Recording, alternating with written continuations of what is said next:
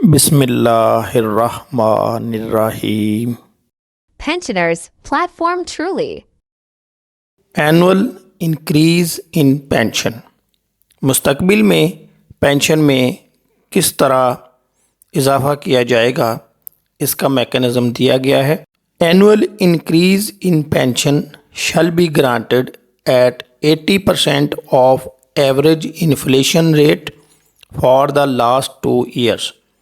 For this purpose, the year-on-year Consumer Price Index (CPI) as announced by State Bank of Pakistan shall be used as reference. آئیں اس کو دیکھتے ہیں۔ سب سے پہلے ہم سمجھتے ہیں consumer price index CPI. An index that measures the monthly change, increase or decrease in prices of goods and services in a country in a specific period of time. کسی بھی ملک میں ایک مخصوص عرصے میں جو اشیاء اور خدمات کی قیمتوں میں اضافہ یا کمی ہوتی ہے اس کو ماپنے کے لیے CPI یوز کیا جاتا ہے۔ عام آدمی کے سمجھنے کے لیے اتنا کافی ہے کہ ملک میں مہنگائی کی شرح معلوم کرنے کے لیے کہ مہنگائی کم ہوئی ہے یا زیادہ، اس کے لیے CPI انڈیکس یوز کیا جاتا ہے۔ Pakistan bureau of statistics CPI calculate کرتا ہے، ہر ماہ کی ایک فگر جاری کی جاتی ہے کہ اس وقت ملک میں انفلیشن یا CPI کی ریشو یہ ہے، اور اسی ریشو کی بنیاد پہ اینول ریٹ معلوم کیا جاتا ہے۔ اب پینشن میں انکریز کیسے لگا کرے گی؟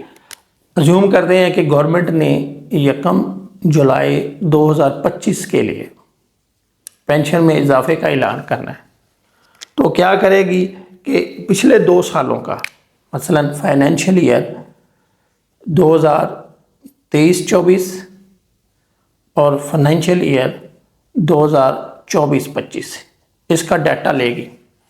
اس سال سپوز انفلیشن کی شرح ہے 15%، CPI انڈیکس ہے 15%، اور 2024-25 میں یہ رہا 13%، کم ہو گیا کیونکہ ابھی تھوڑا سا کم ہو رہا ہے پچھلے کئی ماہ سے، تو ان دونوں کو جمع کر لیں گے تو یہ بن گیا 28%۔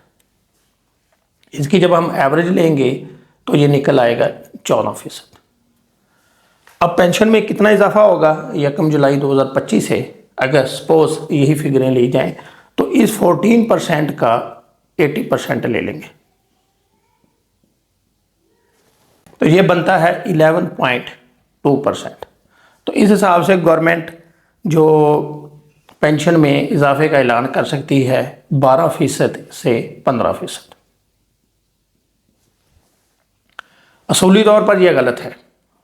ہونا یہ چاہیے کہ جو انفلیشن کی شرح چل رہی ہے جس سال، یعنی جس ڈیٹ کو گورنمنٹ پینشن میں اضافے کا اعلان کر رہی ہے، تو اس وقت دیکھیں کہ انفلیشن کی شرح کیا ہے، اس سے پچھلے سال کی دیکھ لیں، تو اس حساب سے اتنے فیصد ہی اضافہ ہونا چاہیے، نہ کہ 80%، کیونکہ پینشن میں اضافے کا مقصد یہ ہوتا ہے کہ جو لوگوں کی قوت خرید ہے اس کو اسی لیول پر برقرار رکھا جائے۔